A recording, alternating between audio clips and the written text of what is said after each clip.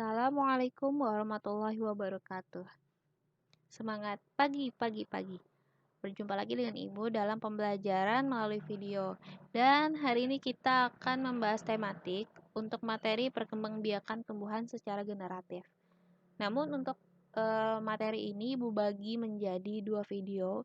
Dan di video pertama itu tentang bagian-bagian bunga. Ada apa hubungannya dengan generatif dengan bunga? Kita simak sama-sama dalam video.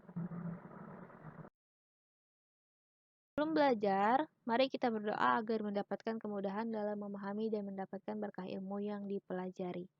Jangan lupa siapkan alat tulis dan bukunya. Dan materi kali ini bisa kalian temukan di LKS Tematik tema 1 halaman 7 sampai dengan 9. Ini mengajak kalian untuk mengingat kembali apa saja ciri-ciri makhluk hidup. Nah, ciri yang pertama adalah bergerak.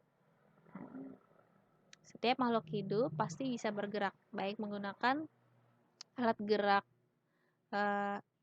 aktif dan pasif ya. Alat gerak aktif itu adalah otot dan alat gerak pasif itu adalah tulang ya.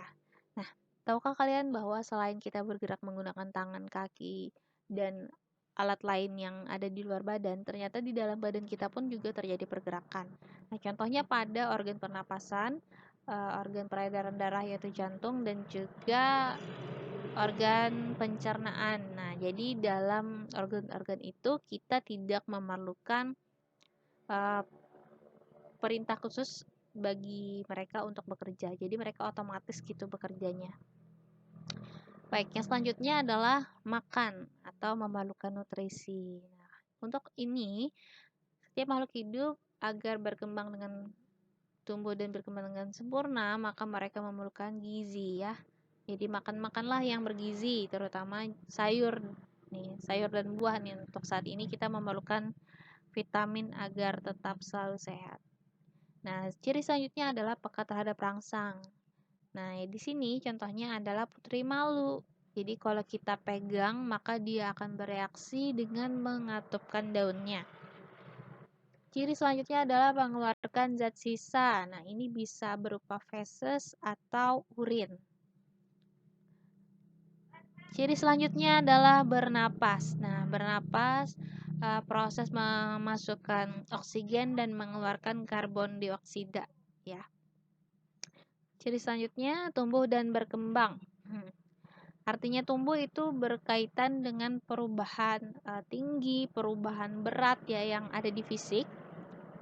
Sedangkan berkembang itu berkaitan dengan kemampuan. Jadi kalau tumbuh, misalnya kalian berubah jadi dari bayi, kemudian bertumbuh menjadi anak-anak, terus bertumbuh menjadi remaja dan dewasa.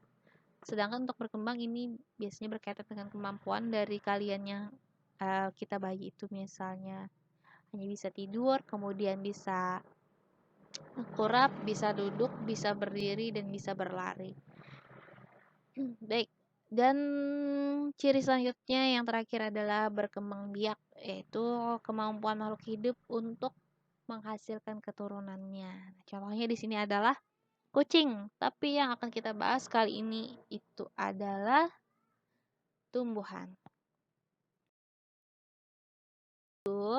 Tumbuhan juga berkembang biak. Nah, ada 2 cara perkembangbiakan tumbuhan, yaitu secara generatif dan vegetatif. Tapi yang akan kita bahas kali ini adalah tentang generatifnya dulu ya. Generatif terjadi pada tumbuhan berbiji. Nah, ini contohnya adalah pete ya, berlian hijau, nih salah satu favorit Ibu juga. Kemudian ada jambu monyet. Nah, yang berwarna merah dan kuning ini bukan buahnya, tetapi ini adalah modifikasi dari batang yang membengkak. Nah, buahnya ternyata yang kita kira sebagai biji. Selanjutnya adalah tumbuhan berbiji, yaitu kelapa. Nah, ternyata kelapa ini adalah berbiji juga, tapi dia tidak membelah. Dia tumbuh ya seperti itu saja ya. Selanjutnya adalah melinjo ya. Nah, ini buah khas Kalimantan, yaitu buah kasturi. Dan selanjutnya adalah buah ramania, buah manggis, dan buah cempedak. Nah, yang biasanya diolah mandai. Pembiakan generatif yang dialami tumbuhan biji menggunakan bunga. Nah, itulah mengapa tadi kita pada submaterinya itu membahas tentang bagian-bagian bunga. Nah, karena pada bunga terdapat alat kelamin jantan yaitu benang sari dan alat kelamin betina yaitu putik. Perkembangbiakan generatif terjadi ketika jatuhnya serbuk sari ke kepala putik. Jadi ini ada serbuk sari di kepala sari ini kemudian jatuh ke. Nah, lebih jauh kita bahas tentang bagian-bagian bunga. Yang pertama ada tangkai bunga. Tangkai bunga ini berfungsi sebagai penyokong dan juga penghubung antara bunga dengan ranting. Nah, jadi di sini ada sambungannya dan di sini penyambungnya disebut dengan tangkai bunga. Kemudian dasar bunga sebagai tempat melekatnya mahkota dan komponen bunga lainnya agar tetap berada di posisinya meskipun terkena terpaan angin ya. Ibaratnya dasar bunga ini adalah fondasi. Kemudian bakal buah dan biji. Nah, berfungsi melindungi sel telur dan menjadi tempat pertemuan antara sel-sel telur yang akan dibuahi. Nah, sedangkan bakal biji ini tuh letaknya di dalam bakal buah. Jadi ini ada di luarnya ini ada bakal buah, kemudian di dalamnya ada bakal biji. Selanjutnya kelopak. Nah, kelopak berfungsi melindungi mahkota pada saat kuncup. Kelopak bunga akan membuka pada saat mahkota bunga mekar sempurna. Sebenarnya kelopak bunga merupakan modifikasi dari daun. Nah, yang hijau ini ya. Jadi kalau bunganya belum mekar, dia berfungsi untuk menutup ini semua. Jadi kuncup. Pada saat mekar, dia juga akan membuka. Nah, dan membiarkan mahkota untuk keluar. Selanjutnya adalah benang sari. Nah, bagian ini merupakan alat kelamin jantan yang terdiri dari anter atau kepala sari untuk menyimpan serbuk sari, polen atau serbuk sari untuk penyerbukan, dan filamen atau tangkai sari untuk membantu proses reproduksi.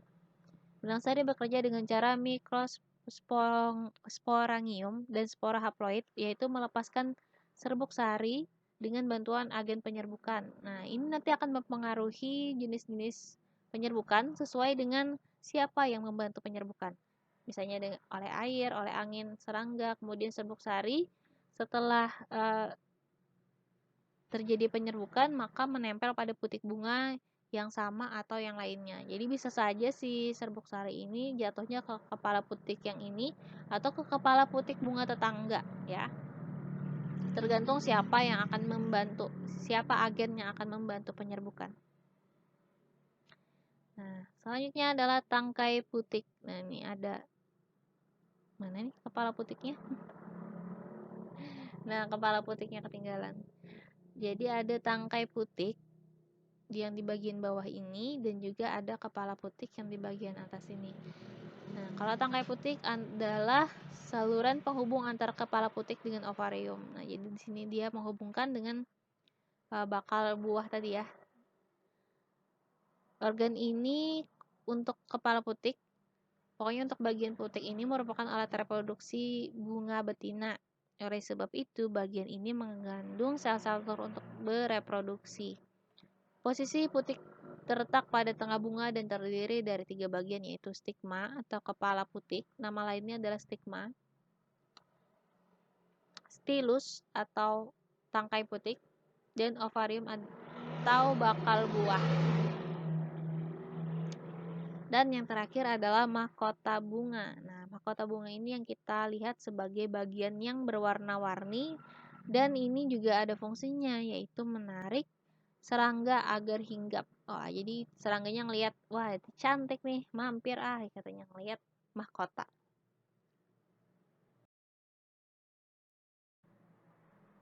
Nah, jika dalam satu bunga terdapat benang sari dan putik, jadi dalam satu bunga ada 2 alat kelamin itu tadi, maka bunga itu disebut sebagai bunga sempurna atau hermafrodit. Nah, hermafrodit artinya dalam satu tubuh terdapat 2 kelamin ya. Contohnya kalau di hewan itu bisa bekicot ya, dalam bekicot itu ada 2 alat kelaminnya. Nah, kalau ada 2 alat kelamin, ada benang sari, ada putik dalam satu bunga, maka disebut sebagai bunga sempurna. Sedangkan jika hanya ada benang sari saja atau putik saja dalam satu bunga, jadi kepisah nih, maka disebut sebagai bunga tidak sempurna. Nah, ini contoh bagian-bagian dari bunga sempurna. Dan ini contoh dari bunga tidak sempurna. Yaitu pada tanaman jagung ya. Jadi ada benang sarinya ini di bunga yang di atas, dan untuk bunga di bawah itu adalah putiknya. Makanya yang jadinya yang di bagian bawah nih. Karena benang sarinya jatuhnya ke bawah, maka di bagian bawah sini yang akan menjadi buah. Contoh dari tumbuhan bunga sempurna dan bunga tidak sempurna. Bunga sempurna contohnya bunga matahari, ada kembang sepatu, ada kembang kertas, dan ini ada bunga apa ini? Yang tidak tahu rugi. Nah, ini adalah nama bunga yang menjadi asal-usul dari nama desa kita. Itu adalah bunga Nusa Indah. Nah, ini bunga Nusa Indah ya, ada di depan sekolah kita nih pohonnya. Bunga Nusa Indah ini bunganya yang kuning ini ya. Nah, sedangkan yang berwarna pink ini adalah bunga semu.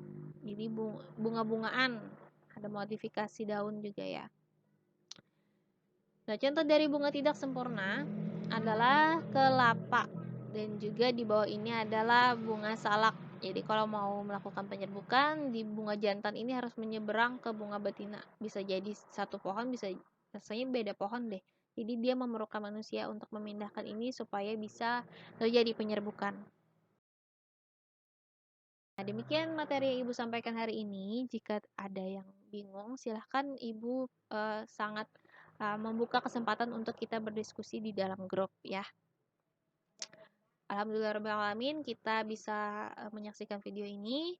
Ibu akhiri, wassalamualaikum warahmatullahi wabarakatuh.